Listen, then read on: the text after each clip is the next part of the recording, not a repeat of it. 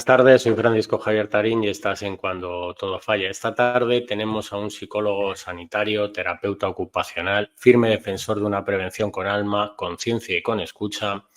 Es técnico de prevención, viene del mundo sanitario, pero tiene experiencia en todo tipo de entornos laborales, ya que le ha tocado ser responsable desde un servicio de prevención en una promotora constructora a trabajar en un servicio de prevención ajeno.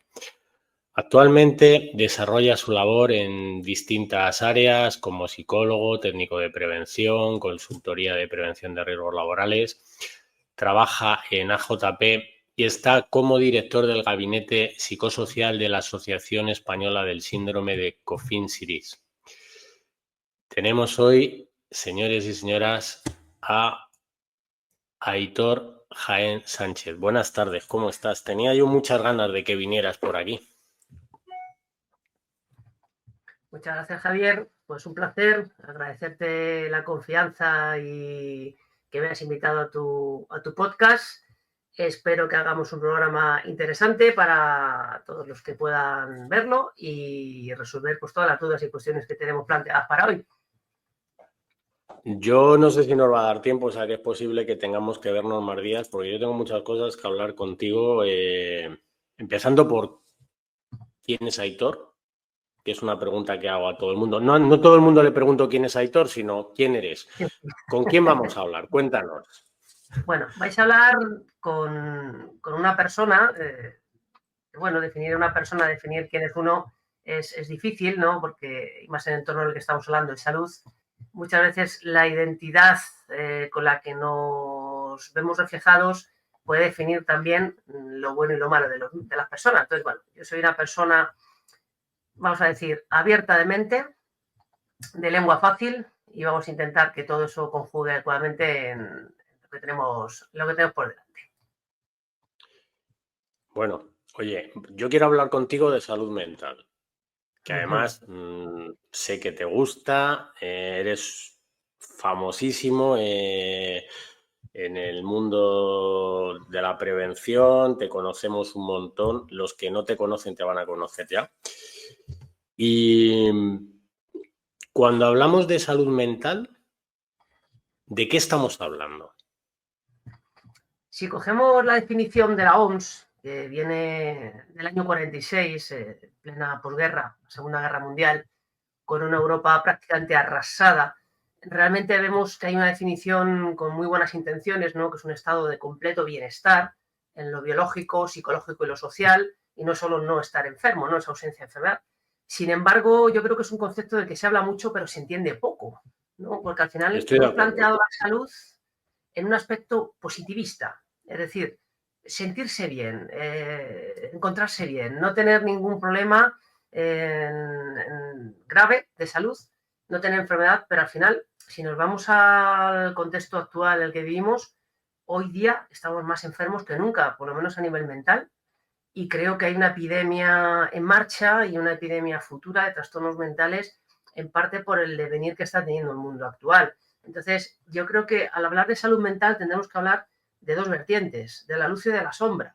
La luz es lo que todo el mundo quiere, lo que todo el mundo busca y a donde a todo el mundo le gusta estar, ¿no? El sentirse bien, esa sensación de euforia, de que todo marcha, de felicidad, pero eso tiene unos límites muy difusos y el problema que estamos teniendo hoy día es que nos estamos perdiendo la otra parte de la ecuación, es que cuando proyectamos luz, inevitable y necesariamente vamos a crear sombra y estamos teniendo problemas como sociedad para aceptar las sombras que están en la propia vida, que están ahí, que son el 50% de nuestra vida adulta y que amenazan con tambalear ese castillo de naipes en el aire que llamamos felicidad, ¿no? Y con ello lo que podemos llamar salud mental. Entonces yo creo que salud mental es cuando una persona es capaz de asumir que la felicidad, el bienestar, tiene una vertiente temporal y acepta esas sombras, esos momentos de conflicto, de crisis personal y vital, y sale reforzado de ellas con además una mejora en sus capacidades, en la profundidad de comprensión del mundo y de alguna manera con un convencimiento de que cuando vuelva a venir la crisis contará con recursos y medios para afrontarla. Nos hemos olvidado de sufrir.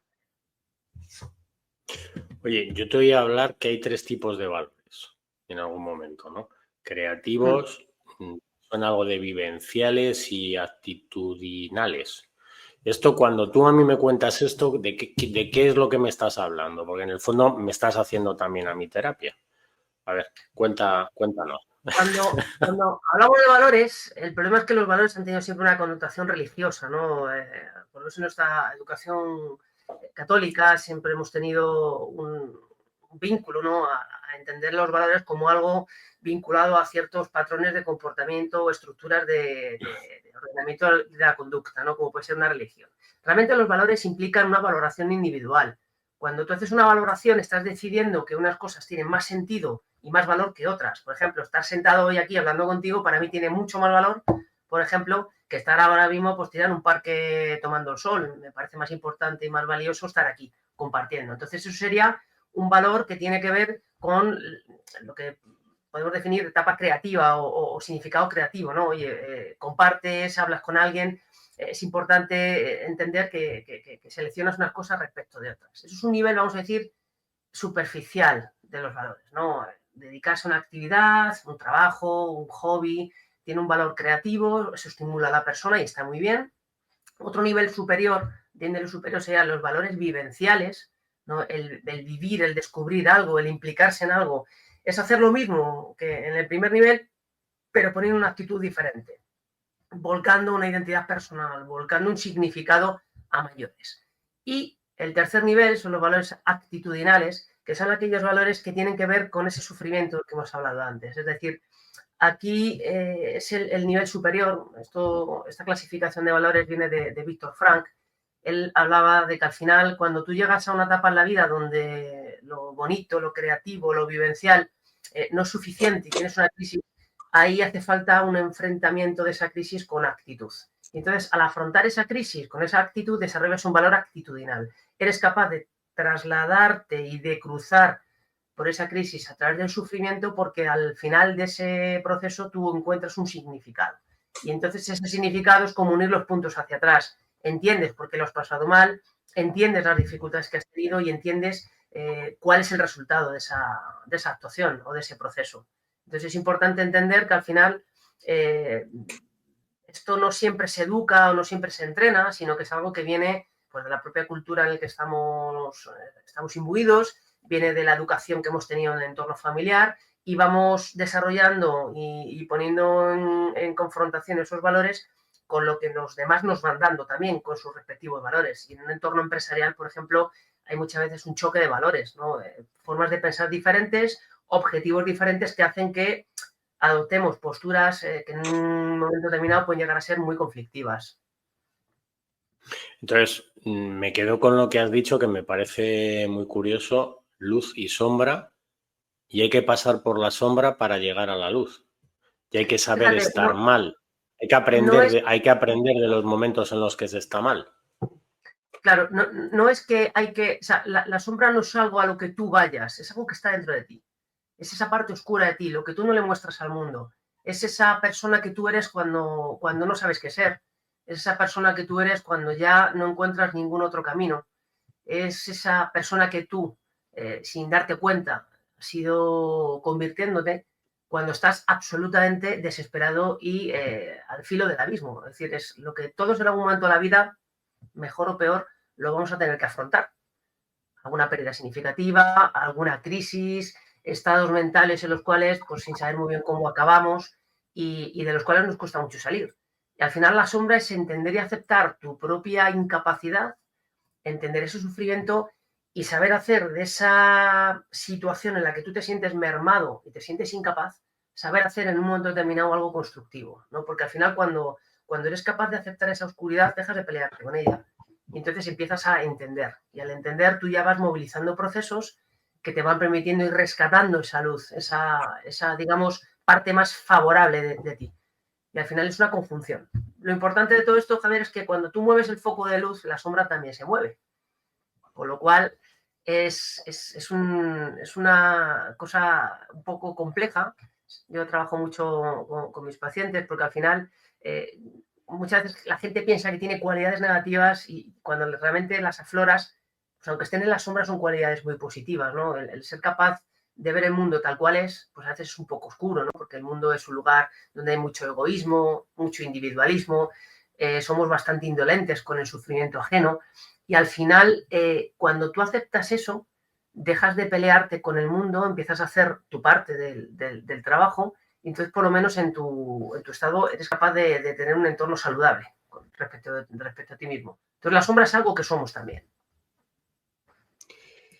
No sé por qué me da que tú has pasado por la sombra.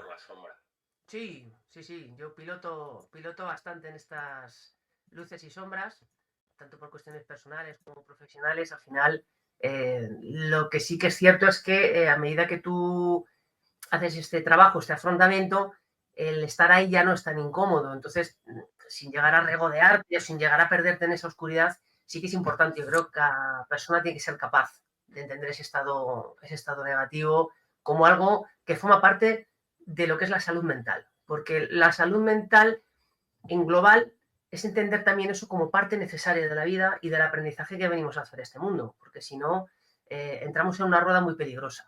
Una rueda muy peligrosa que es la rueda de la felicidad perpetua, ¿no? De ese estado neoliberal, neocapitalista en el que en algunos momentos nos podemos ver y que atrapa al individuo y lo tritura.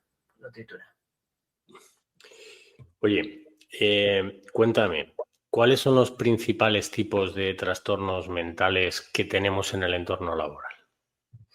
En el entorno laboral y en mi experiencia, ¿vale? Yo llevo desde el año 2002 en prevención, yo vengo del ámbito sanitario, como bien has comentado, es decir, empecé viendo accidentes de trabajo en un hospital de una gran mutua mientras estudiaba la carrera y luego ya una vez formado como profesional de la prevención y profesional de la psicología, yo he estado viendo sobre todo, y creo que sería el núcleo fundamental, trastornos de lo que llamamos clínicamente espectro ansioso depresivo. Es decir, hay un ciclo en dos fases, general, muy típico, en el cual cuando una persona entra en un trabajo, una actividad, puede haber una primera fase de enamoramiento, de encaje o adaptación recíprocos, pero si esa fase prospera y la persona continúa en la empresa, el hecho de que aparezcan problemas suelen ser generalmente problemas en la índole del espectro ansioso, es decir, trastornos donde hay un desajuste y la persona moviliza respuestas de estrés que lo que hacen es activarle para intentar bueno, pues resolver el problema, resolver la circunstancia, el periodo, lo que sea. Y si esa persona en ese ciclo ansioso no encuentra el camino y el entorno suele ser a veces bastante negativo, puede hacer que esa persona, ese estado vaya increciendo y al ir aumentando ese nivel de activación sin éxito, puede acabar esa persona acabando en un estado de agotamiento, que muchas veces vamos a confundir e incluso a etiquetar como depresión, pero realmente lo que tenemos es un intento de resolución con ese estrés, esa activación inmediata que produce el estrés en periodos largos, va a hacer que la persona acabe con trastornos del espectro ansioso, ¿vale? Y se van a manifestar de diversas maneras, y luego cuando ese agotamiento aparece, pues la persona baja por debajo de su nivel de energía habitual y entonces lo que ocurre es que esa persona pues no tiene fuerzas. Y entonces se la puede diagnosticar de depresión. Y luego una parte muy importante también de los trastornos mentales va a tener que ver con el apego que haya desarrollado la persona en su entorno temprano, las vivencias, las creencias que tenga asociadas al trabajo, y eso puede cambiar muchísimo, ¿no? Como una misma situación es afrontada de diversas maneras por diferentes personas. Si tú has construido una imagen de que el trabajo es necesario para sobrevivir porque has visto a tus padres siempre muy agobiados, faltos de dinero, protestando porque no llegaban, porque esto es, madre mía, bueno, vamos a hundir, pues tú desarrollas a lo mejor un apego muy vinculado al trabajo y eso es un vínculo muy peligroso en el futuro porque, claro, te va a hacer demasiado dependiente de la actividad laboral porque en parte también va a tu autoimagen vinculada a ese trabajo. Y eso es uno de los principales núcleos de trastorno que vemos nosotros en consulta muchas veces. Personas que se identifican en exceso con su rol de trabajo, que realmente cuando ese rol de trabajo se ve afectado, han puesto tanta identidad personal en eso que están haciendo que cuando eso se tambalea también la persona por completo.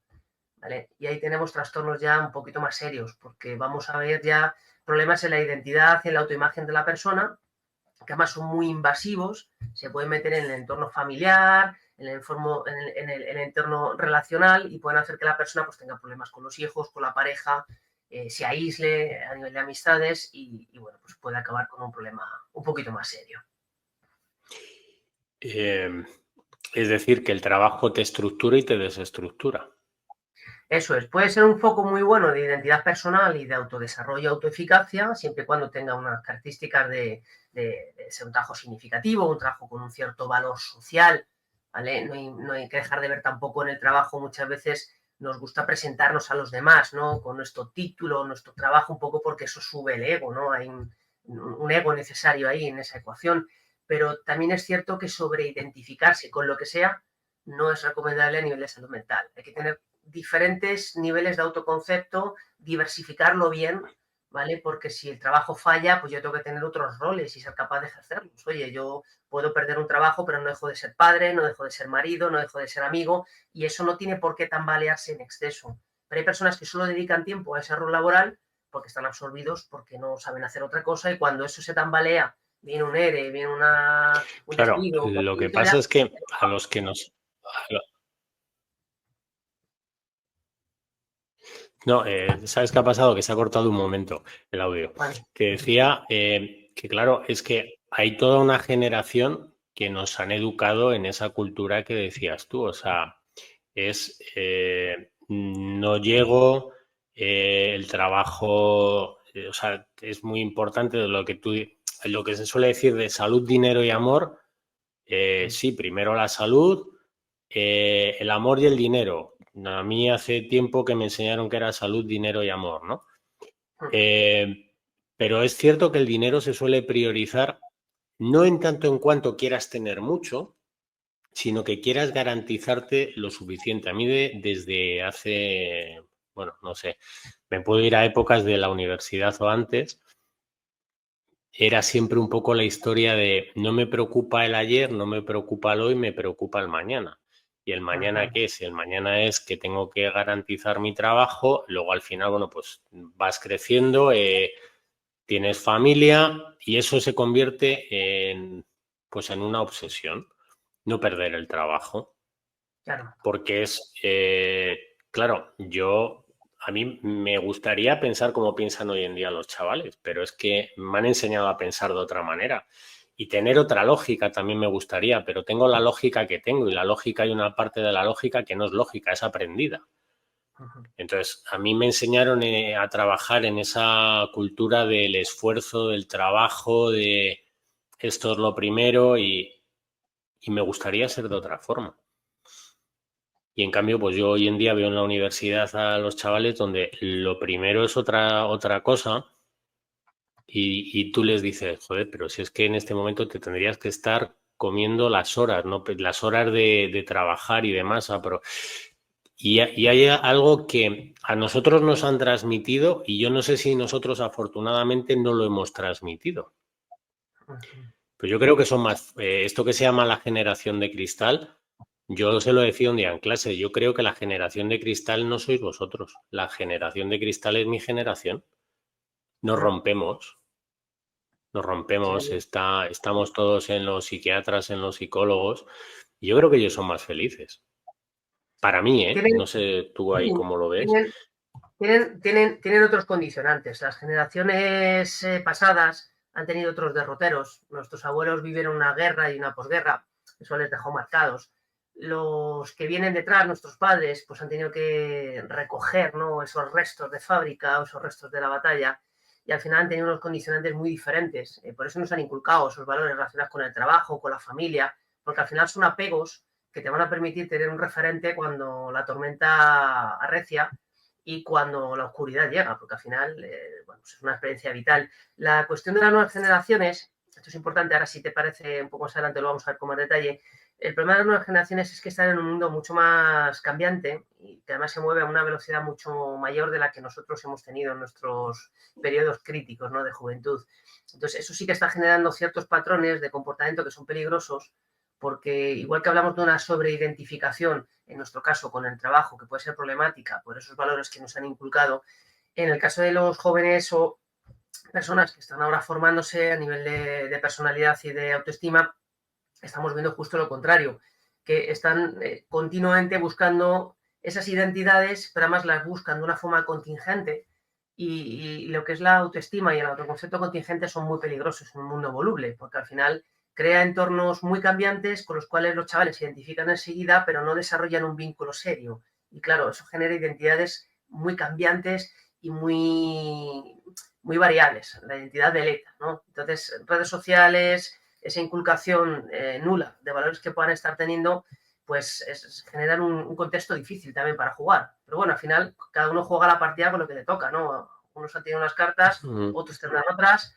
Lo importante es que las instrucciones del juego estén claras para todos y el problema es que las instrucciones del juego cambian continuamente. Entonces, yo creo que es un problema bastante peligroso. Vivimos hoy unos tiempos raros y esos tiempos raros pues hay que estar despierto para adaptarse. Una pregunta. ¿Cómo podemos diferenciar un trastorno leve de uno grave? Dentro siempre de un marco laboral. En un marco laboral yo creo que lo primero, entender el concepto de trastorno. Es decir, aquí la principal clave es que el trastorno es aquello que ya altera el normal funcionamiento en el contexto que sea. En el contexto laboral, pues un trastorno es cuando tú ya ves mermada, alterada de una forma significativa tu capacidad de trabajar. ¿Vale? Eso sería, digamos, lo que puede marcar la palabra trastorno. Ahora, trastorno leve, trastorno grave, pues dependerá de la capacidad que tenga la persona para adaptarse y funcionar, de la capacidad de manejar todas las afluencias, todo ese espectro de signos, de síntomas, de eventos privados que puedan venir con esa situación, la capacidad que tenga la persona de limitar el impacto que le va a generar, tanto dentro como fuera del trabajo, y la duración. Si podemos hablar de un trastorno leve cuando estás dificultado para hacer tu trabajo con normalidad, pero lo puedes desarrollar, aunque tardes un poco más, cometas errores, etcétera, y un trastorno grave es cuando tú ya ves que te resulta imposible seguir trabajando, que tú ya en un momento determinado te atascas, que las emociones que te vienen son muy intensas, que tienes pensamientos intrusivos que te impiden continuar tu tarea, o sencillamente que tu capacidad de respuesta cognitiva emocional ya está muy mermada por todo ese proceso mental que está ahí aflorando. Entonces yo creo que ahí sería la clave, ¿no? El momento que una persona ya tiene necesidad de desconectar, de salirse de ahí, ya podemos estar hablando de que tiene cierta gravedad y cierta relevancia a nivel clínico. Y cuando estás en un entorno laboral, ¿tú has visto que haya perfiles con más riesgo? ¿La edad es un factor crítico? ¿El tipo de puesto? ¿Qué es lo que has visto? ¿Qué es lo que te has encontrado? Porque sé que en algún momento hemos hablado, perdona, en algún momento hemos hablado de gente que cuando has estado con ellos les has preguntado lo que te ha sido de pensamientos, si habían tenido pensamientos intrusivos, si habían pensado he llegado hasta el límite, y no es la primera vez que te han dicho que sí, ¿verdad? Claro, eso es muy normal, pero a lo largo de la vida, incluso antes y fuera del trabajo. Yo te diría que al final la cuestión de perfilar es un poco peligrosa, porque claro, pone una etiqueta a algo, es una etiqueta que es algo fijo, algo que es muy voluble, que es muy variable de cada persona. Entonces yo te diría que cada persona tiene sus condiciones en el momento en el que está viviendo y que al final es una cuestión de actualizar, ¿no? Actualizar, porque tú puedes tener unos recursos muy buenos para una situación y afrontarla sin problemas, pero esa misma situación te llega en otro momento vital donde tus recursos están saturados por alguna otra razón y entonces esa capacidad tuya se viene abajo. Y lo que antes no hubiera sido un problema, ahora sí que lo es. Y lo que antes no te sacaba de quicio, ahora te saca de quicio. Y lo que antes tú podías afrontar, de repente te ves bloqueado por una cuestión absurda, nimia. Entonces, importante es esto, ¿no? Esto se puede llegar a predecir y depende de la propia persona y del estado en el que está, ¿no? Hablamos de una vulnerabilidad a nivel biológico, que tiene una base genética, una herencia, ¿no? El temperamento físico, biológico de tu nivel de respuesta, eso se puede llegar a condicionar incluso dentro del vientre materno. Hay respuestas sin útero, ¿no? Al nerviosismo estrés de la madre, que hacen que el cortisol que atraviesa la barrera placentaria pueda marcar el patrón de receptores cerebrales que va a haber para el estrés, pueden hacer, por lo tanto, más vulnerable a esa persona futura al estrés, porque ha tenido una impronta en el útero de cuidado que el entorno es estresante. Y luego hay una vulnerabilidad que tiene que ver con lo psicológico, ¿no? Una vulnerabilidad general que tiene que ver con la crianza, con los estilos de apego, con cómo has ido construyendo tu mente en el entorno que te ha tocado vivir, y luego una vulnerabilidad específica de la situación. Por lo tanto, lo que nos puede romper tiene que ver con el momento vital en el que tú te encuentres y al final también cuestiones que afecten o que lleguen a acercarse, a afectar al núcleo duro de identidad personal, son realmente las que pueden generar un mayor riesgo. Es decir, el núcleo duro es aquella parte de ti que ya no depende de lo contingente, que llega a lo que tú eres. En esto que te comentaba, ¿te has encontrado mucha gente en puestos directivos a punto de explotar? Sí, y explotados, y explotados. Y Es muy explotados. frecuente. El directivo tiene un síndrome, ¿no? El síndrome de la jaula de oro, ¿no? Parece que todo el mundo tiene derecho a quejarse menos ellos, todo el mundo tiene derecho a coger vacaciones menos ellos, todo el mundo tiene derecho a desconectar menos ellos, y al final el directivo, pues muchas veces, tampoco se sube en ese cohete, ¿no? Que representa el ascenso laboral.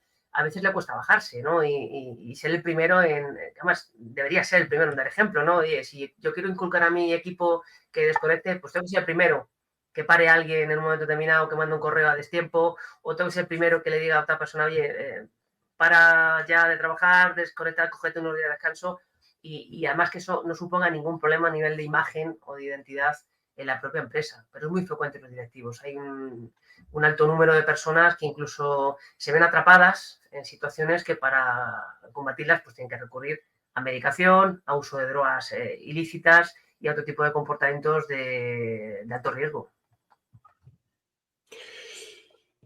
Madre mía. Oye, en un ambiente laboral, de todo lo que te has encontrado, ¿qué podemos decir que afecta más a la salud mental? Mira, si tomamos la empresa como una familia, no quiero hacer una analogía con la empresa familiar, pero imaginemos una familia. Tú, para tener una familia sana, necesitas que tus padres tengan una cultura de apoyo, que tengan una cultura de justicia, una cultura justa, donde los errores se entiendan en global, se trate de entender a la persona por qué comete el error en ese entorno, que tengan una capacidad de reconocer y de reforzar lo que está bien hecho, de llevarte de la mano para corregir lo que está mal, que te den cierta seguridad de que cuando tú metas la pata no te vas a ir de la familia, ni papá ni mamá te van a dejar de querer, ¿vale? Y luego que tengas unas necesidades cubiertas básicas, unas necesidades básicas de que, bueno, voy a seguir aquí, se me va a dar de comer, se me va a dar cariño, y eso no vincula con que yo me porte bien o me porte mal. En la empresa eso es muy difícil verlo, Javier, tú lo sabes bien. En la empresa puede haber apoyo, puede haber un reconocimiento, un refuerzo, pero volvemos a la parte positiva. Nos gusta mucho la luz. En las empresas buscamos la luz, buscamos lo brillante, buscamos que los números salgan, que los proyectos salgan en tiempo y forma, queremos ser los mejores, queremos competir, y cuando algo sale mal, una persona mete la pata, pues bueno, si no es muy grave la metedura de pata, pues podemos ser condescendientes y justos, pero cuando es una metedura grave, ahí ya nos cuesta un poco más, somos indolentes, ¿no? Y nos cuesta más meternos en la cabeza de esa persona que ha metido la pata, y a medida que esa persona, si intentamos corregir, no corrige, ya vamos entrando en un modelo de contabilidad, ya no estamos en una cultura justa, empezamos a contar y empezamos a apuntar. Y esa contabilidad tarde o temprano acaba saliendo. Entonces, lo que más impacta en la salud emocional a nivel laboral es, yo creo, esa capacidad de apego y de permanencia que a veces falla, ¿vale? A veces falla porque al final la empresa pues tiene unos objetivos y unos resultados que cumplir, y a veces cuando las personas nos disociamos de esa línea de objetivos, pues es fácil que ahí aparezca el problema.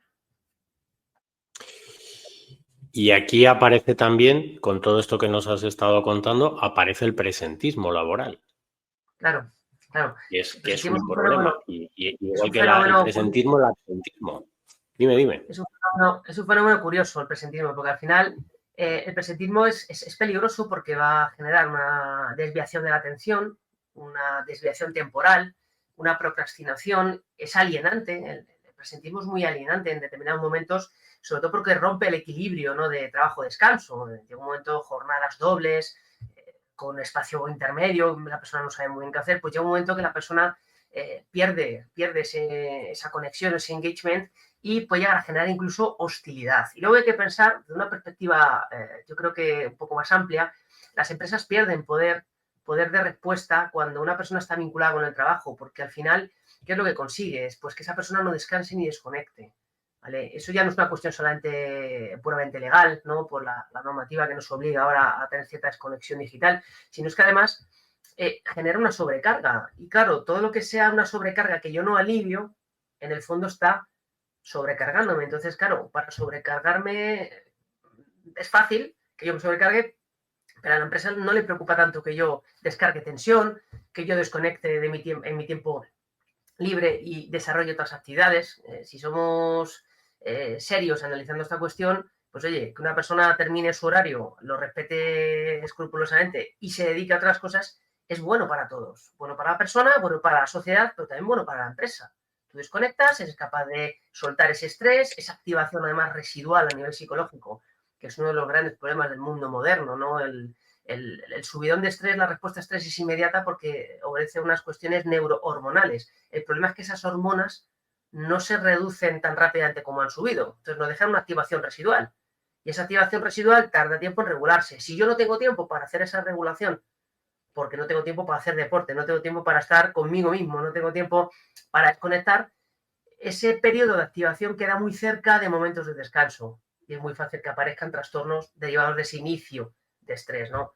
Sobre todo en forma de insomnio de conciliación, insomnio de levantarse temprano, aparezcan rumiaciones, pensamiento obsesivo, pensamiento intrusivo, en momentos donde yo tendría que estar esparciéndome, descansando, durmiendo, y entonces se empieza a dar cierto ciclo, ¿no? Que va generando pues que se pervierta todo.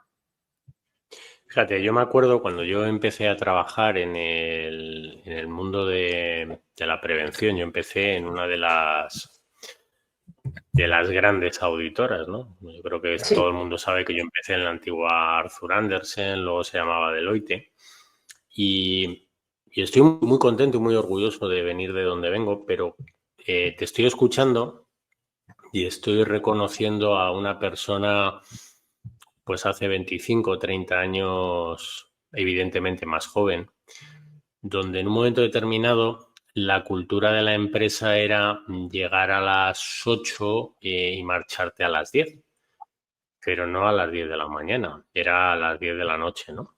Donde se vivía por y para, y donde mucha gente, no sé hoy en día cómo funcionan las grandes consultoras, las grandes auditoras, ¿no?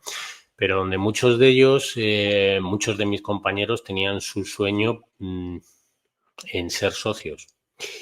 Y para ser socio había que jugar un juego, lo que has dicho tú, te dan una serie de cartas de que jugar. Yo no pretendía ser socio. Yo sé que yo en un momento determinado, lo que has dicho, o sea, cuando tienes todo vinculado al trabajo, llega en un momento determinado que pierdes capacidad de respuesta. En mi caso fue que yo tomé la decisión de irme porque no podía seguir así. O sea, yo recuerdo que esto es en la época del Prestige y yo veía a los patos llenos de alquitrán y los pájaros y lloraba y me decían, ¿pero qué te pasa? Digo, no lo sé. Es que yo no estaba así, no me encontraba así en mi vida, ¿no? Y tenía mucho que ver con que te ibas un lunes, volvías un viernes, te enviaban los billetes de avión porque no eran electrónicos, ¿eh? Te los enviaban a casa, te volvías a marchar el lunes, el sábado y el domingo tenías que trabajar. Y cuidado, lo recuerdo como una etapa profesional preciosa, Claro. que si hoy en día la tuviera que vivir, la viviría de otra manera, pero que en aquel Claro. entonces yo no supe afrontarla. Entonces, lo que has dicho estoy totalmente de acuerdo. Hay cosas que con 25, con 30 años las afrontas de una manera, las afrontas posiblemente mal, con 35 las afrontarías de otra manera, con 40 de otra y con 50 de otra, ¿no? Entonces, estoy totalmente de acuerdo con lo que has dicho, ¿no? Pero es cierto que cuando al final pones todo en el mismo cesto y solo tienes eso, te terminas rompiendo, ¿no? Y hace no mucho, pues hablábamos con un compañero tuyo, con Raúl Alelú, y nos decía, dice, bueno, y a lo mejor dice lo que hay que hacer es saber entender dentro de ese sufrimiento, porque estoy descubriendo que tenéis muchos puntos en común, ¿no? Dentro de ese sufrimiento, pues entender que tú puedes hacer otra serie de cosas y eso es lo que te tiene que llenar. Entonces tú acepta el trabajo como que es algo, bueno, pues qué es lo que te da de comer y luego búscate otra serie de cosas. Eso Que es. dicho así, en conjunto, estoy totalmente de acuerdo, pero es que a veces que no se puede, ¿eh? No se Entonces o puede te vas porque de trabajo. hay una cuestión ahí, Javier, y es que cuando tú te identificas mucho, esto tiene que ver un poco con lo que supone la base de la identidad personal. Hay un autor que es Stackfeld que nos habla que la identidad depende de tres, se estipulan tres niveles. Está el yo es yo y punto, ¿no? Que es una etapa, una identidad, vamos a decir, poco trabajada, porque siempre estamos hablando de ese yo haciendo algo o vinculado con algo, ¿no? Que es el segundo nivel. La identidad social viene de esa capacidad de actuar, de estar en contextos de grupos en los que tú trabajas, perteneces, actúas, y entonces generas una identidad de rol, ¿no? Yo como trabajador, yo como padre, yo como deportista, y entonces es en ese núcleo, digamos, intermedio donde tú pues haces la pelea, porque luego el tercer nivel de Tactfel es el nivel de yo como ser humano, pues cuando estás pues, en una etapa o en un momento místico, ¿no? Estás en un concierto y te sientes hermanado con todo el mundo, como tú bien dices, ¿no? Ves las gaviotas llenas de petróleo y piensas en global, ¿no? Esto lo dicen de los astronautas cuando salen de la órbita y ven la Tierra en global, madre mía, qué tontos somos, que nos matamos y fíjate el planeta ahí, y parece como que hay una armonía que ahí abajo nos cuesta más, ¿no? Entonces, ese es el problema. El ego, en muchas ocasiones, es lo que nos mueve y nos lleva a la destrucción. Yo en tu caso no entiendo muy bien porque al final, siendo joven, pues tú llegas con unas ideas, además tú ya nos has explicado, ¿no? Con unos valores del trabajo inculcados a fuego, entonces tú vinculas que eso es lo que se va a esperar de ti, ¿no? Entonces ahí la empresa se convierte en ese rol de padre, de madre, en ese rol de referente al que tú te quieres dirigir, ¿no? Para evitar el castigo, el rechazo y generar autoaceptación. Claro, quien entra en esa rueda ya tiene que tener unos valores muy alineados con ellos, si no es muy fácil que salgas por peteneras o acabes cayendo, como muchas veces pasa, ¿no? Las nuevas generaciones lo que ocurre es que han tenido otro tipo de valores. Eh, los que ahora somos padres, pues hemos inculcado otro tipo de filosofía del trabajo diferente a la que nos han inculcado a nosotros. Hemos hecho de alguna manera de cortafuegos o de dique de contención. El problema es que el exceso de comodidad que se ha generado hoy día hace que también seamos muy poco tolerantes a la frustración y a la incertidumbre, y los chavales lo que hacen, pues han creado un síndrome, ¿no? El síndrome de no me expongo, el síndrome de refuerzo positivo, el síndrome al final de evitar ese malestar, y eso no está mal, pero en ocasiones cuando evitamos el malestar, pues tenemos más malestar todavía. Entonces, está bien eso de hacer lo que puedes, pero tienes que tener tiempo y ganas de poder hacerlo. Efectivamente. Hacer deporte no es llegar a la noche a casa y irte a jugar al pádel hasta las 12, no. Hacer deporte es salir a las 5 de la tarde, ya, habiendo comido ya, pues tener un tiempo para estar con tu familia, oye, pues me voy a jugar o hacer un poquito de carrera, a las 6, a las 7 estoy aquí. Eso es hacer deporte. Hacer deporte es poder levantarte un día, no hacer deporte a las 6 de la mañana, como hay gente haciéndolo por ahí. Es, oye, pues hoy entro a trabajar un poco más tarde, me voy a las 9 a entrenar, a las 10 estoy sentado y a las 10 estoy trabajando y luego puedo alargar un poco más la jornada, pero ya he hecho el deporte antes. Eso es lo que nos ofrece, por ejemplo, el teletrabajo, ¿no? Desde el presentismo que hemos comentado al teletrabajo, pues el teletrabajo tiene la virtud de que si tienes una verdadera flexibilidad y puedes regular, pues es yo creo que un entorno muy ideal para personas que son responsables, porque todo lo que te ahorras en transporte y en gastos, pues lo puedes luego emplear en distribuir tu jornada de otra manera y de forma muy eficaz. Pero claro, para todo hay que tener ¿Tú tiempo al crees, final. tú crees que el teletrabajo ha hecho más bien que mal o más mal que bien? Veo de todo. Desde gente que no le viene bien estar aislada, porque al final pierde un poco la referencia y echan falta más contacto humano, pero personas que funcionan de manera independiente, yo por ejemplo soy una de esas, pues a mí el teletrabajo pues, ya lo hacíamos antes de la pandemia, ahora quizá un poco más por los clientes que antes nos pedían ir a reuniones o hacer cosas que ahora se pueden hacer online. Yo personalmente pues sí que me he beneficiado, ¿vale? Pero entiendo que es cada cual, ¿no? Yo pienso que es un ahorro, una tranquilidad y un punto pues para poder regularte, pero tienes que tener una empresa que te lo permita y que realmente encaje con ese perfil.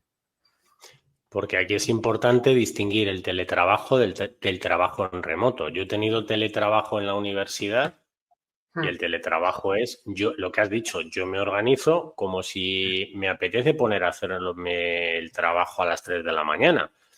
Eso El es. problema está en cuando tú tienes que estar en tu casa conectado a las 7, porque a las 7:05, 7:10 te están llamando. Y yo ahí creo que ya el teletrabajo, eso ya no es teletrabajo ni es sano, ¿eh?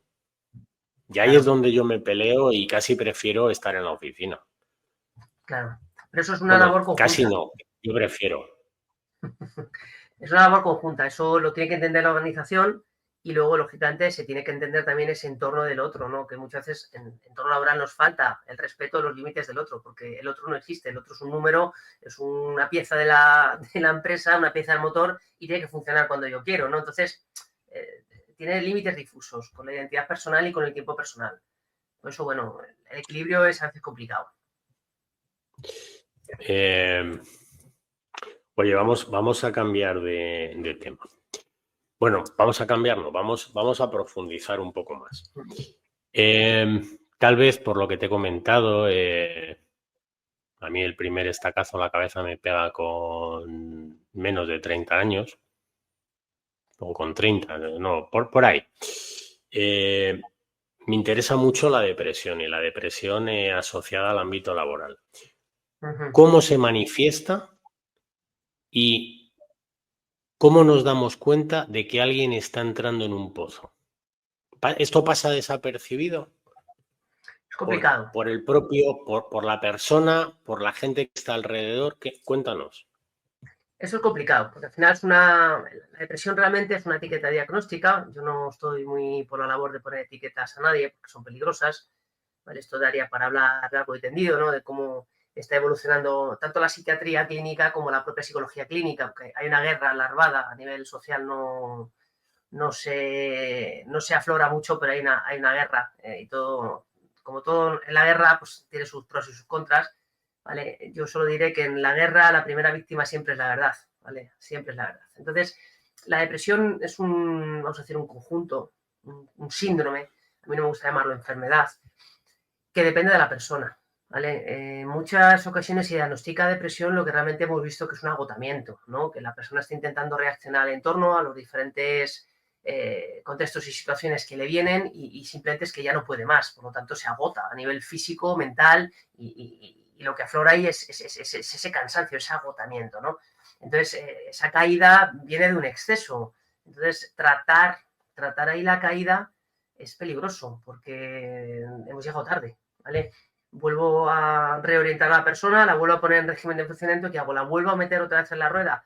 Vuelvo a tener el mismo problema. Entonces, la depresión puede pasar desapercibida porque muchas veces da la cara de maneras muy sutiles, que nada tiene que ver con una depresión, ¿vale? A nadie se le viene a la cabeza pensar que una persona que está todo el día protestando, quejándose, a lo mejor tenga depresión, ¿no? Asociamos depresión a una persona que no quiere salir de la cama, que tiene el habla muy baja, que va mirando al suelo, que no tiene tono, y a lo mejor es una persona que está reaccionando de una forma muy agresiva a su entorno, que está respondiendo ya de una forma sarcástica, de una forma cínica, que está irritable, continuamente protestando por todo, que incluso muestra agresividad.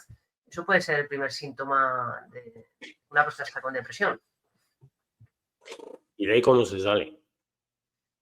Complicado. Vamos a ver. La pregunta no es fácil, ¿eh? No, Te no es acabo de fácil. pedir Esto el bálsamo de Cerabras. hay que hacer el análisis radical, skinneriano, ¿vale? Yo soy psicólogo de corriente skinneriana. Skinner es uno de los grandes genios del siglo XX, uno de los más incomprendidos, hasta el punto de que cuando este señor escribe y publica, estamos hablando años 30, 40, 50, pues deja muchas cosas escritas que en su momento se simplificaron y no se llegaron a entender. Y tal es así lo que digo, que ahora mismo lo que llamamos la tercera generación de terapias contextuales, de enfoque contextual, ¿no? Que es la tercera generación de lo cognitivo-conductual, ha vuelto a Skinner, ha vuelto a esos escritos, ha vuelto a esos estudios de hace casi 100 años, donde él explicaba las bases de la mente, cómo funciona la mente. Entonces, ¿cómo se sale de ahí? Pues hay que hacer un análisis radical, que no es otra cosa que analizar la raíz del problema.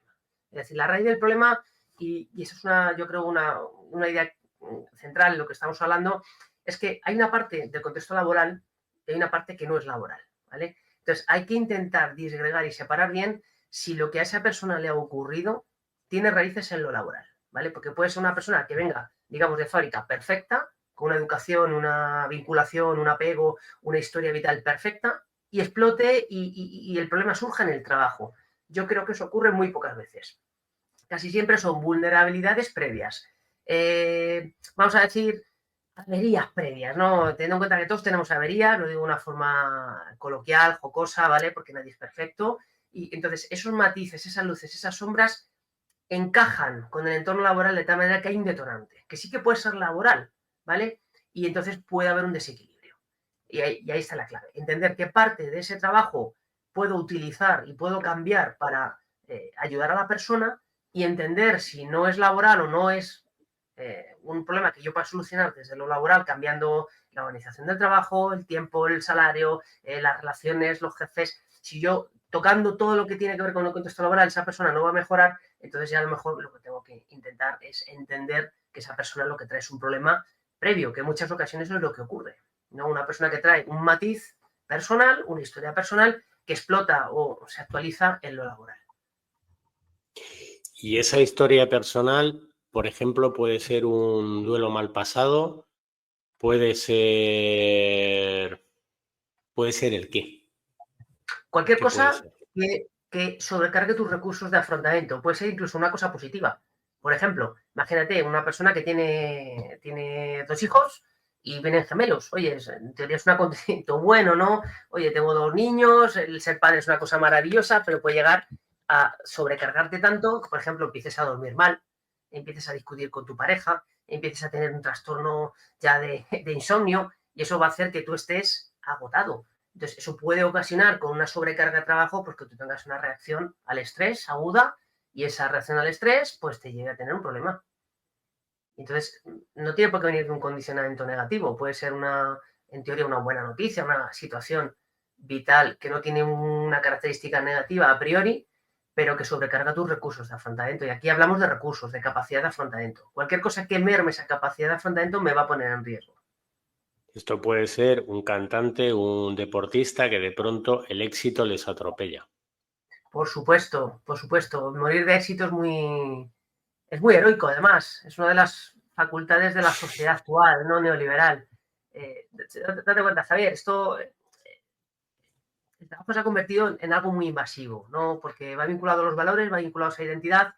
¿Y qué ocurre? Pues que el trabajo está llevando a la gente a sentir una absoluta y completa desesperanza, ¿vale? Porque ves que solo hay trabajo, a un agotamiento, y además es algo que resulta, como decimos los psicólogos, egosintónico. O sea, a nadie se le pasa por la cabeza pensar, oye, este directivo que tanto gana, joder, qué tío más serio, oye, a lo mejor estás enfermo de trabajo. O sea, eres el tío más rico de aquí, pero ¿qué riqueza tienes realmente, ¿no? Si empezamos a valorar la riqueza desde otra perspectiva que no sea solamente la económica o la social, ¿no? Y entonces estamos llegando a unos niveles de producción que nos está llevando a lo que yo llamo el síndrome de autoexplotación. Cuando una persona antes estaba mal en el trabajo, o la condición psicosocial estaba mal, pues se creaba un núcleo de resistencia, se creaba una acción de ese proletariado, ¿no?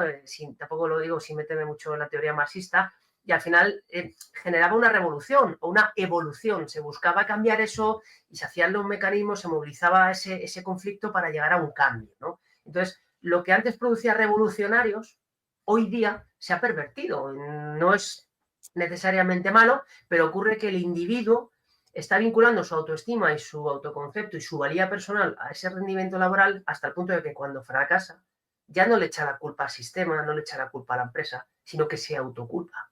La culpa es mía, que no soy capaz, aquí todo el mundo puede menos yo. Entonces aparece el síndrome de autoexplotación. Y lo que antes era un revolucionario, ahora se convierte en un depresivo. Y esto tiene vinculación con los pilares que antes sostenían a una persona. Fíjate, Javier, sin meterme tampoco en un contexto histórico, no soy especialista, antes una persona nacía en nuestra época, incluso la de nuestros padres, y tenía una familia. Hoy día se está desvirtuando, se está pervirtiendo la idea de familia, ya no porque haya nuevas formas de familia, por supuesto, esos son bienvenidos, sino porque se está dificultando que la gente joven pueda formar una familia al estilo usual, lo que han visto. Se está atacando mucho la estabilidad laboral. Es decir, ya no hay empresas en las que tú entras y te jubilas como antes, ¿no? En la que te ibas con tu reloj de oro a los 25 años y a los 50 con tu jubilación y una fiesta enorme, ¿no? Ahora mismo raro es el joven que aguanta un tiempo en un trabajo y no cambia rápido. Hay una liquidez en el entorno laboral. Antes se tenía al menos un referente espiritual, religioso, llámese Dios, llámese como se quiera, pero no se discutía. Hoy día vivimos una época de ateísmo, de conductas desviadas en el sentido de la norma, ¿no? Teníamos un criterio normativo que hoy ya es difícil encontrar porque hay tanta norma, tanto criterio, que ya a una persona le cuesta sencillamente identificarse. Esa identificación segrega al resto, con lo cual tenemos un problema. Y luego tenías además una idea de país, una idea de patria, una idea de lucha. Hoy en día ya, al final, han conseguido dividir tanto a la sociedad, generar tanto conflicto que se ha polarizado y estamos ahora mismo en lo que Víctor Frank en el año 42 ya hablaba como las bases de la patología social. Estamos hablando de un señor que vivió en un campo de concentración, que perdió a toda su familia, víctima de los nazis. Él era psiquiatra, ¿vale? Posiblemente una de mis mayores influencias a nivel clínico. Y este señor lo que venía a decir en aquella época de la Segunda Guerra Mundial, que los problemas que tenía el mundo, y los tendría que resolver si el mundo quería sobrevivir, es, en primer lugar, la actitud vital provisional. Estar en guerra genera en la gente la sensación de que nada importa porque todo es provisional. O sea, en cualquier momento me cae una bomba, me mato, por lo tanto, la gente no vincula, se desvincula. Eso es lo que pasa hoy día en la sociedad. Los chavales jóvenes están viviendo ahora mismo esto de una forma radical. Se traslada ese futuro hacia una inmediatez que vemos en las redes sociales. El ahora, el yo. Y el yo se convierte en algo, en un mecanismo de autoensalzamiento, un autoensalzamiento más peligroso porque no es sólido. Se genera una actitud vital fatalista. Claro, en un entorno de guerra es normal tener una visión fatalista de la vida, porque, claro, estás viendo a la gente morir y tú mismo puedes morir en cualquier momento.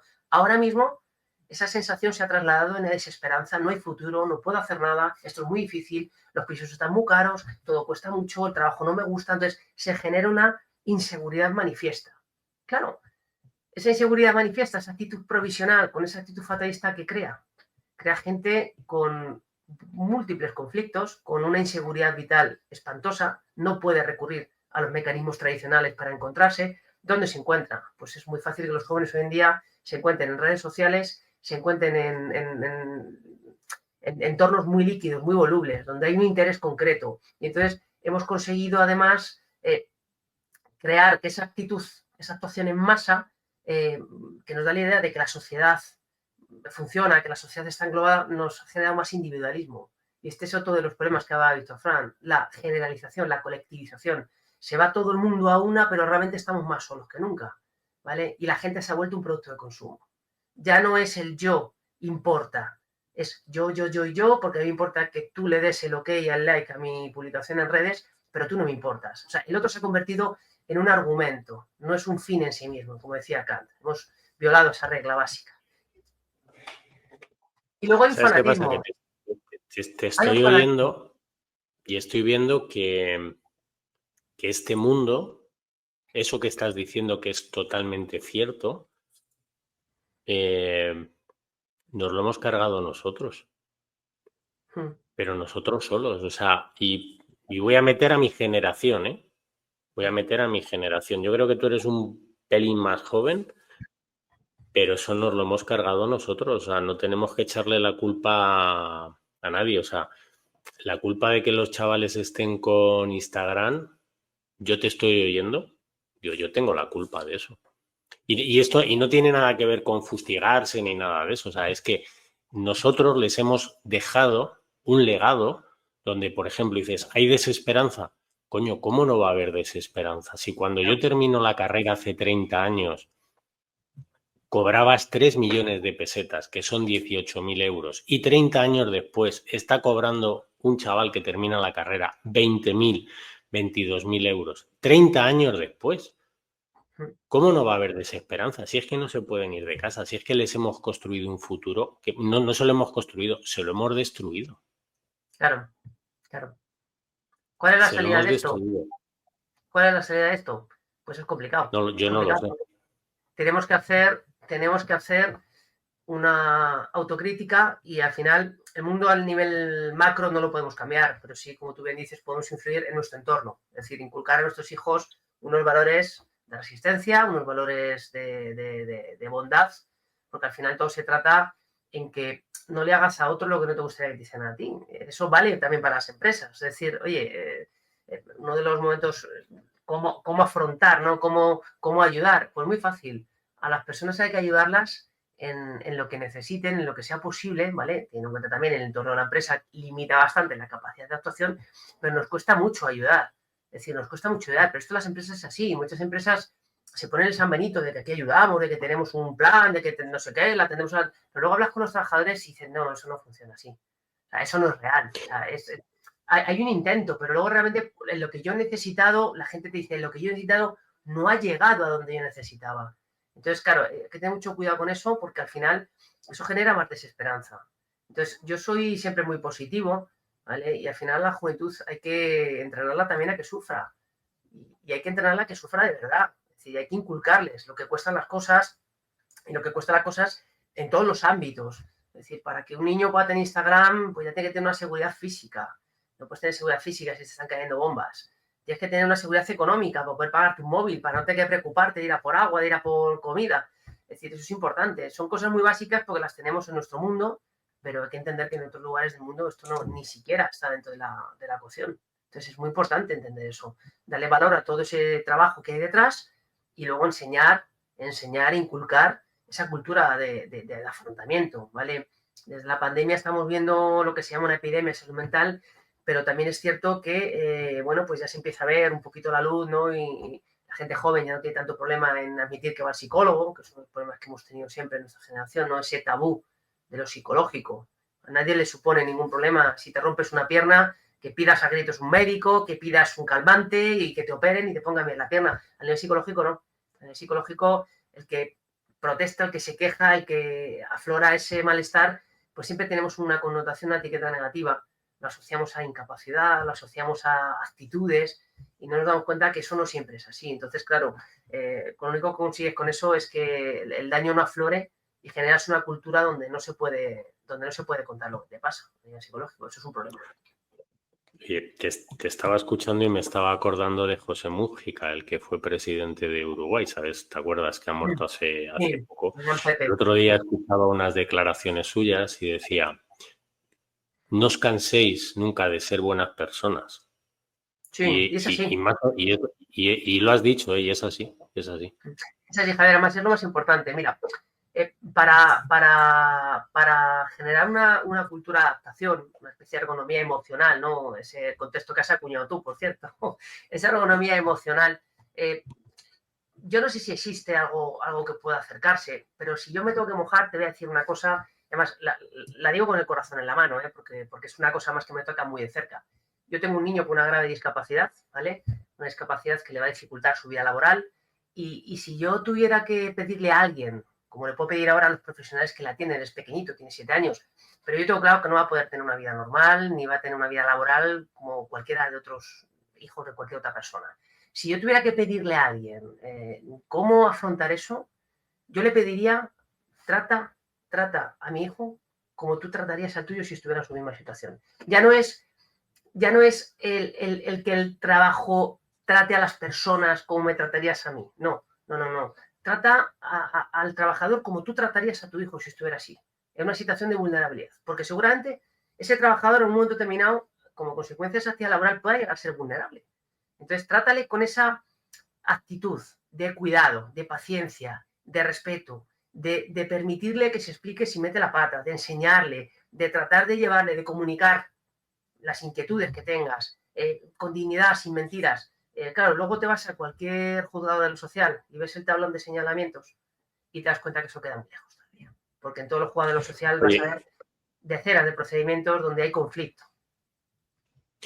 yo hay una cosa que te pensaba proponer al final, pero ya que lo has dicho, te la voy a proponer ahora. No sabes ni lo que te voy a proponer. Lo has dicho antes, no lo sabes, pero yo sí sabía que te lo iba a proponer. Pero me has abierto una puerta y tengo que entrar. Tú estás de director del gabinete psicosocial de la Asociación Española del Síndrome de Coffin-Siris. Eso es. Yo te voy a ofrecer una cosa, y es que hagamos un monográfico explicando qué es la enfermedad, qué hace la asociación. Y como tanto Olga como yo, pues cuando hemos planteado este programa, lo hemos planteado con un ánimo de ayudar y de dar a conocer pues mira, a ver si podemos dar a conocer la asociación. Esto es una enfermedad rara y vamos a ver si podemos ayudar, aparte de a tu hijo, a más gente. ¿Te parece? Me parece perfecto, pero te subo la apuesta. Como Venga. yo soy una buena persona, nunca me gustaría hablar exclusivamente del síndrome con nombres y apellidos que yo tengo en casa. Es decir, yo hablaría de la enfermedad rara, hablaría de todos los fenómenos que ocurren cuando una familia tiene una enfermedad del tipo que sea, que pueda llegar a ser grave, puede ser un Alzheimer, puede ser cualquier otro tipo de problemática, porque al final el sufrimiento humano que va a haber ahí es el mismo, ¿vale? Con algún cierto matiz, pero yo me centraría en ese nivel más global. No iría tanto a nivel concreto, sino al nivel más global. Creo que puede ser muy interesante. Bueno, me la subes, pero luego matizamos lo otro. Perfecto. Vale, venga. Te lo Oye, compro. estábamos hablando de, bueno, pues de cómo en un momento determinado la vida te va llevando a un abismo, cómo vamos llevando a la gente en el ámbito laboral al precipicio. Y llega un momento en que, y yo lo entiendo, y aquí no quiero que se me malinterprete mi pensamiento con lo que digo, a lo mejor seguramente es porque no lo explico bien. Yo entiendo que en un momento una persona, en un momento determinado de su vida diga, hasta aquí, yo no sigo sufriendo, yo no puedo seguir sufriendo, no merece la pena y dice que se acabó. Y esto pasa, y está pasando en el trabajo y tenemos una tasa de suicidio considerable. ¿Qué hacemos con esto? Porque esto vuelve a ser mi generación. O sea, es que este problema lo hemos creado nosotros. Es muy complicado. Esto, vamos, es una cosa muy en día. Es decir, tenemos de media en España 12, 15 suicidios diarios, lo que supone un número mayor de intentonas. En población infanto-juvenil se han multiplicado las intentonas. A ver, Aitor, una cosa, para los señores de Google que nos escuchan, que tienen todo el derecho, que luego cuando publicamos en YouTube los programas, no estamos hablando del suicidio, del suicidio de cómo suicidarse, estamos hablando de cómo ayudar a la gente que tiene ideas. Sí. Que luego ya hemos tenido algún que otro susto con que nos quieren censurar el programa y demás. Estamos hablando de cómo queremos ayudar. Dicho esto, continúe usted. Desde la ayuda, teniendo en cuenta el contexto y las circunstancias en las que estamos, al final yo creo que lo importante aquí es tener una buena comunicación. Es decir, tratar esta cuestión de forma abierta, ¿vale? Y de hacer que la persona tenga 3 áreas fundamentales. En primer lugar, una esperanza. Es decir, esperanza en que la situación se va a arreglar. En muchas ocasiones el malestar de la persona, cuando se empieza a afrontar, va a ir mejorando. Puede tardar un poco más, puede tardar menos. Puede haber alguna condición, ¿vale? Pero si se aborda en un primer momento con una medicación adecuada, dejando esto, lógicamente, en manos de los médicos, el psiquiatra, médico de cabecera, que son los principales agentes de salud en estos casos, la medicación suele ayudar en unos primeros momentos para contener esa sintomatología, esas ideas, y puede empezar a ayudar. Luego hay que hacer una psicoterapia para ayudar a la persona a que vaya viendo cómo esos valores siguen vivos, aunque uno esté mal. Los valores no cambian porque tú te caigas. Te tienes que caer, pues tienes que levantarte y seguir, ¿no? Y a veces tienes que seguir de maneras pues, que antes no podías o no querías, porque oye, ahora estás cojo, ya no andas igual. Entonces, esa esperanza es necesaria. Luego, tiene que haber un sentido. El sentido no se lo vas a dar en el momento cuando estás sufriendo, porque de hecho una persona que tiene estas ideas lo que quiere es dejar de sufrir, no quiere dejar de vivir, quiere dejar de sufrir. Entonces, importante entender esto porque al final se trata de que la persona entienda que ese malestar ahora no le ve sentido, pero se lo va a ver, se lo va a ver, se lo va a ver. Y es una cosa muy clara, tú no puedes abandonar un lugar hasta que no has llegado. Solo cuando has llegado a ese sitio, tú puedes irte de ese sitio. Entonces, el malestar es igual. Hasta que tú no entiendes el malestar en toda su justa medida, tú no vas a poder disociarte de él y no vas a poder trabajarlo. Es una cosa que a la gente le cuesta mucho entender, ¿vale? Pero, por ejemplo, te voy a poner un ejemplo práctico para que todo el mundo que lo vea lo entienda. Y a mí me gusta mucho usarlo, ¿no? La toma de perspectiva. Si yo me levantara mañana por la mañana y esto que tengo aquí en la mano, que es un bolígrafo, lo tuviera aquí pagado, y yo me levanto y te digo, Javier, estoy súper preocupado porque es que no veo nada. Tengo una sensación de presión en el ojo horrorosa. Además, es que hasta me duele, pero es que no veo nada. He sido repentino y me estoy poniendo súper nervioso. ¿Yo qué tengo en el ojo, Javier? ¿Qué tengo? ¿Tú qué ves? Bolígrafo. No Yo veo jodas, un bolígrafo. Esto es un... Pues, perdóname, pero es que yo la sensación del a lo mejor es un rotulador. No has ido a preguntar al que ve mejor, ¿eh? Tú mira, esto es un bolígrafo, Javier, yo lo cojo con la mano, con esto escribo y la sensación es de algo en la mano, que no me duele, que no me hace ver por un ojo nada más, que no me deja la sensación de que algo malo pasa. Esto no es un bolígrafo. La sensación que yo tengo no es nada conocido por mí como bolígrafo. Entonces, claro, si yo quiero ver la perspectiva como la ves tú, ¿qué tengo que hacer? ¿Cuál es la terapia psicológica para que yo llegue a ver esto como lo ves tú? Trátalo. ¿Cómo tratas tú esto, Javier? Yo me pongo otro. Te pones otro y bueno, ya tenemos dos ojos que no ven, dos sensaciones. Entonces tú tendrías que ayudarme a convencerme de que esto no es tan malo o que puede tener otro matiz y me tendrías que ayudar a convencer a decirme, mira, cuando pase el tiempo esto va a ir separándose, con el trabajo psicoterapéutico esto va a ir separándose, con el estar ahí va a ir separándose, con la terapia farmacológica va a ir separándose hasta que tú ya puedas abrir el ojo y dices, ahí va, pues es verdad, era un bolígrafo. Pero claro, aquí viene la pregunta crítica. ¿En qué momento tu visión, tu realidad es contradictoria con la mía? ¿O ha sido contradictoria con la mía? Es decir, que tuvieras un bolígrafo anulaba mis sensaciones. No, ¿verdad? O sea, Posiblemente no. tú has visto un bolígrafo y yo he sentido una presión en el ojo, una impotencia de este órgano que no puedo ver, una sensación de inseguridad, un miedo, a ver si va a ser un cáncer, un ictus. Es decir, yo tengo unas vivencias que son verdaderas, ¿vale? Pero eso no choca ni es mutuamente excluyente con tu visión, con tu aporte. Entonces, siempre que hablamos de terapia, hablamos de un marco de referencia. Entonces, lo importante es darle a la persona que tiene esas ideas el marco de referencia, no desde la normalidad, porque entonces va a crear una expectativa, va a generar una merma en esa expectativa. Es, sí, este señor me dice dónde debo estar, pero mira dónde estoy yo. Entonces, va a haber la distancia más grande. Y entonces, aumentamos el riesgo de que la persona tome una mala decisión. Lo que hay que hacer es la capacidad de contener a esa persona. Es decir, en tanto en la esperanza como en el sentido, tiene que haber una capacidad de contener. Y eso viene de la tercera propiedad, del vínculo. Entonces hablaríamos de una esperanza, de un sentido y de un vínculo. Un vínculo con lo inmediato, un vínculo con lo cercano, pero un vínculo también con el compromiso de que me voy a atrever a sufrir. Por muy mal que lo esté viviendo o pasando, me voy a atrever a sufrir. O sea, puedo hablar de esto, puedo explicarte que ya estoy pensando cómo hacerlo, que ya la semana pasada tenía un señor pues, que ya había reunido no sé cuántas pastillas, lo tenía todo preparadísimo, pero en el momento crítico tuvo la fortaleza de llamar al 112, llamarme luego a mí, y estuvimos hablando, y bueno, con el 112 que estaba allí, y mismo tuvimos la posibilidad de hablar entre todos, y le arrancamos un compromiso, y bueno, pues gracias a eso, pues una semana más tarde, pues lo veo un poquito mejor, ha conseguido arreglar alguna cosa, pero el caso es que si toma la decisión no hubiera podido arreglar nada. Entonces, cuando pase el tiempo, las cosas suelen ir a mejor, pero tienes que estar ahí, ¿vale? Tienes que pasar por ahí, porque la situación provisional que tú estás pasando, tarde o temprano se va a resolver. En muchas ocasiones de forma espontánea, porque el malestar fisiológico es una de las cosas que más le cuesta a los pacientes ver. El malestar psicológico se suele regular y el malestar fisiológico se suele regular.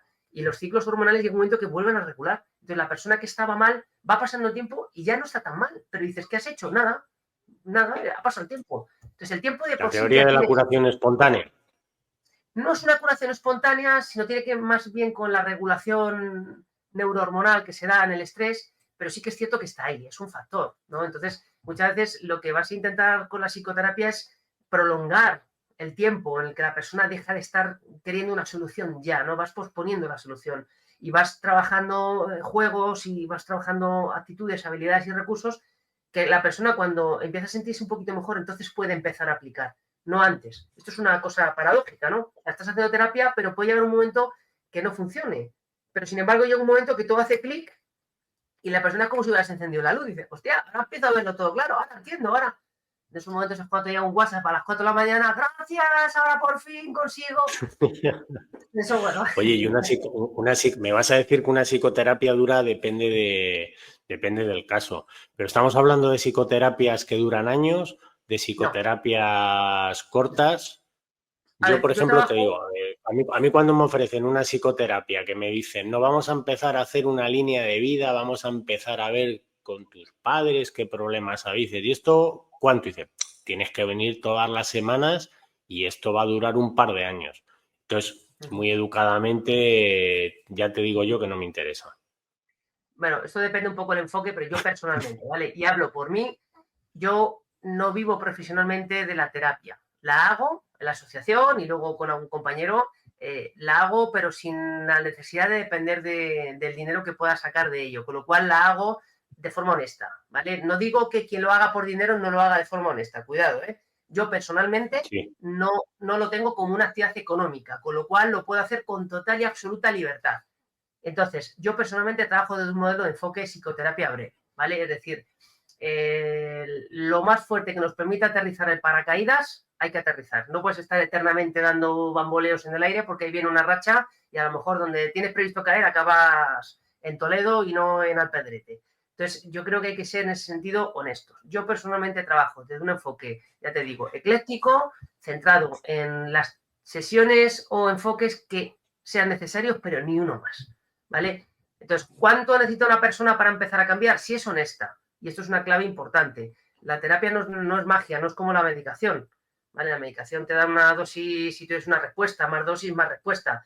Esto no. Esto tú puedes estar haciéndolo todo bien y sin embargo ir fatal y la persona no avanza nada porque en el fondo no se está implicando, no está llegando al núcleo duro. Ten en cuenta que cambiar a nivel cognitivo es cambiar la identidad y eso es un problema y genera mucha resistencia. Entonces, el hacer una psicoterapia implica ser honesto con uno mismo y eso es muy difícil porque el primer honesto tiene que ser el terapeuta. La primera persona que diga, oye, mira, a lo mejor lo que te pasa es que te faltan un par de collejas bien dadas, que no te has dado a tu padre o te las has dado a tu madre y ahora, mira, vamos a hacer esto desde este punto de vista. ¿Te has planteado realmente esto que me estás contando? ¿Cuánto tienes tú de responsabilidad aquí? Porque siempre estás echando la culpa al otro y a lo mejor aquí el problema es que tú no estás haciendo por tu parte. Has aprendido que aquí te tienes que dejar llevar por la figura de autoridad y entonces cedes tu terapia, tu bienestar psicológico a un psiquiatra porque tú ves una bata, ves un título y ya piensas que es el que te va a curar. Esto no es una enfermedad física. Una arritmia se trata con un antiarrítmico. Una fractura se opera, se estabiliza y ya cura en un proceso determinado con o sin medicación, pero cura un proceso determinado que tú estás haciendo. La psicoterapia no funciona así. La psicoterapia implica que el individuo se tiene que implicar y se tiene que enfocar y tiene que poner de su parte. Y eso es muy difícil, Javier. Eso es muy difícil. Es muy difícil. Entonces, ¿cuánto tiene que durar? Pues lo que tenga que durar, pero ya te digo, yo si tuviera un paciente de años, no, imposible. En mi caso es imposible. Es decir, analizarlo. No tenemos ninguno una vida tan interesante para estar años hablando. Es lo que te quiero venir a decir. Vale. Oye, y cuando estamos con alguien que empieza a tener pensamientos, pero no lo manifiesta, ¿nosotros podemos detectarlo? Podemos Sí, ver, vamos a no notar. sé, a través de cambios de ánimo Eso repentinos, es, sí, sobre todo, ¿cómo sé si yo, son cómo sabes tú que yo no estoy bien?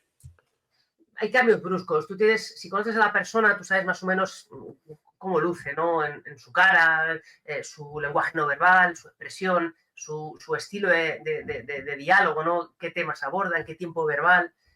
Se ven un poco la identidad de esa persona, la huella, ¿no? De esa persona. Cuando hay un cambio brusco, un cambio que te llama la atención, nos sentimos en las tripas, ¿no? Esta persona, no sé por qué hoy me da que no está muy fina. Ves la mirada, ves esos gestos y, bueno, puede tener un diálogo catastrofista, una proyección a futuro muy negativa, puede haber dejadez en el cuidado personal, no es sinónimo de que la persona está en un proceso interno de run run y ya no está prestando tanta atención a gustarle o a estar presentable para los demás. Puede haber consumo de sustancias, conductas erráticas, cosas muy raras, ¿no? Diálogo desviado, tú le hablas de una cosa y te salta con otra. Bueno, esto son indicativos, no hay nada definitivo, pero en el caso de que nosotros sospechemos algo, esto es importantísimo, no hay que tener ningún problema en hablar, en preguntar a la persona, oye, ¿te encuentras bien? Es que te estoy notando algo que no me acaba de sentar bien, no te veo, no sé, me preocupa un poco verte así, no sé si estoy acertado o no, pero oye, que sepas que estoy aquí, cualquier cosa que tú necesites, si has pensado alguna cosa rara, oye, que te veo un poco torcido, llámame, no pasa nada. Si Es en un decir, momento que determinado todos podemos todos vamos a ayudar, necesitar ese apoyo, claro. que todos podemos ayudar en ese sentido, Sí, ayudar, sí, sí. a veces simplemente estando Es al que es lo lado más de la importante, persona. Javier. Es lo más importante, Javier. Yo he tratado, por desgracia, con personas que han intentado suicidarse y una de las cosas que a mí me han reflejado siempre es el sentimiento absoluto de soledad y desesperanza que se siente en ese momento casi como con un flash, que les ha llevado a tomar una decisión. Tuve un paciente que se tiró a la vía del tren, al metro, en Porta del Sur. Curiosamente, yo iba a coger ese metro, pero no llegué. Había una avería, tal, ya sabes. y minutos después me llama mi hermana porque una persona del barrio dice, oye, esta persona ha intentado matarse, no jodas, había sido paciente mío. Consiguió salvar la vida, ¿vale? Pero luego después de salvar la vida, salir del hospital, hablando con él, pues te das cuenta de que fue una decisión en absoluto meditada, fue una decisión en el momento, un flash, y ese flash, pues a no tener nadie cerca, a no tener a quien molestar, como él decía, pues al final le llevó a tomar esa decisión errónea. Entonces, si estamos ahí, si además estamos ahí y le damos a la persona, tampoco tiene que ser un, oye, que si estás pensando en suicidarte, me llames. No, oye, que si quieres hablar, que si ves en un momento determinado estás achuchado, tal, que me llames, que podemos salir a tomar una cerveza, un café, a dar una vuelta, pero que sepas que estoy ahí. Eso es una de las cosas que falla en este mundo, ¿no? Al final estamos tan ocupados, estamos tan liados, tenemos tantas cosas que hacer que a veces nos quedamos ensimismados en nuestros propios problemas y somos ciegos e indolentes al dolor de los demás. Y a veces sin darnos cuenta no nos damos cuenta de la gran ayuda que puede ser simplemente que ayudemos a alguien con un poquito con su peso. Que eso muchas veces es lo único que hace falta, el que una persona la mires a los ojos y sepa que hay alguien ahí. Bueno, oye, dos cosas más antes de terminar esta primera parte. ¿Algún sector que sea más vulnerable y qué puede hacer una empresa cuando ve a una persona que realmente está jodida? Bueno, es muy típico el tema de las ideas negativas, autolíticas, ¿no? Es muy típico de personas que trabajan en sectores donde hay una gran exposición al otro. Es decir, sectores policía, ¿vale? Militares, que están en contextos de altísimo riesgo con alta implicación emocional. Eso genera una bastante elevada activación. Luego, entornos donde se trabaja con personas, ¿vale? El mundo sanitario es un mundo también complicado. Todo lo que tiene que ver con emergencias y personas suelen ser unos entornos más estresantes, ¿no? Claro, ¿cómo afrontar esto desde la empresa, ¿no? En un momento determinado, cuando llegamos a ver esto en la empresa, vamos a ver, la cuestión es que la empresa tiene que tener capacidad de ayuda de verdad, ¿vale? Eso ya no es la empresa, es la persona que esté en esa empresa, ¿vale? Hay que ofrecer el apoyo y ayuda, pero de verdad. En muchas ocasiones las empresas tienen planes o tienen unas políticas que en lo teórico son muy buenos, pero luego a la realidad, cuando esa persona contacta con los recursos, con el plan de ayuda al empleado que se le ha puesto, hay una sensación ahí de que no ha sido suficiente, de que no me han escuchado, de que era todo muy metódico, claro, que me ha cogido el teléfono la psicóloga, ha estado 15 minutos y venga que tengo otra. Entonces, eso merma todavía más la esperanza de la persona porque dice, joder, si qué mal estoy, que encima que mi empresa me pone psicólogo, fíjate, es que soy incapaz de hacer lo que me dice o soy incapaz de salir de aquí. Qué mal estoy, qué incapaz me veo, estoy más mal de lo que yo pensaba. Podemos generar un efecto rebote negativo. Y aquí la clave es conectar. Y para conectar necesitas tiempo, Javier. El tiempo es dinero. En la empresa es dinero. Es decir, si tú tienes un PAI, te pagas X dinero y no dedicas tiempo a esa persona, pues tienes un problema, porque esa persona va a ver que ese recurso no le sirve y eso le puede desestabilizar más. ¿Vale? Hay que aprender, hay que valorar, hay que apoyar. Y esa persona tiene que tener la sensación de que hay alguien al otro lado en cualquier momento le va a ayudar. Una pregunta.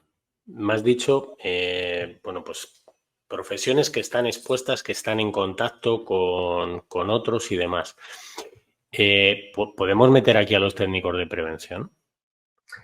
Porque yo creo que si les preguntamos, el nivel de frustración de los técnicos de prevención es hoy en día muy importante. Sí, sería una profesión, no diría yo de riesgo, pero sí una profesión donde no vale solamente estudiar el máster. Pero esto en general vale en cualquier profesión donde vayas a trabajar con personas. Es decir, claro, no todo el mundo sale formado, tiene la experiencia vital necesaria pues, para ir construyendo estas habilidades soft, ¿no? De las que tanto se habla ahora. Pero son cuestiones esenciales. En cualquier plan de estudio tendría que haber un entrenamiento en habilidades sociales, en relación interpersonal y sobre todo, si hablamos de la especialidad de psicosociología aplicada, pues qué menos ya que pudiéramos contar con un desarrollo normativo que a día de hoy, 2025, todavía es inexistente, a 30 años después de la ley de prevención. Y todavía andamos peleándonos cómo hacer una evaluación psicosocial, qué metodologías y qué no. Pues es que eso es algo que ya tendría que estar más o menos articulado dentro de norma, por lo menos el carril. Luego ya los matices que uno quiera, ¿no? Pero igual que tenemos reales decretos de desarrollo de riesgo biológico, eléctrico, en alturas, en construcción, cancerígenos, todo este devenir, ¿no? de norma. ¿Qué pasa aquí, no? Que lo psicológico, tanto que hablamos de ello, pero nadie le ha querido poner todavía el cascabel al gato. Y yo creo que es un problema. es un problema. Bueno, oye, ¿te parece que hagamos 5 minutos de pausa y volvemos? Perfecto, genial. Venga, pues no os vayáis, que estamos en 5 minutos. Ahora volvemos. Perfecto. Hasta ahora.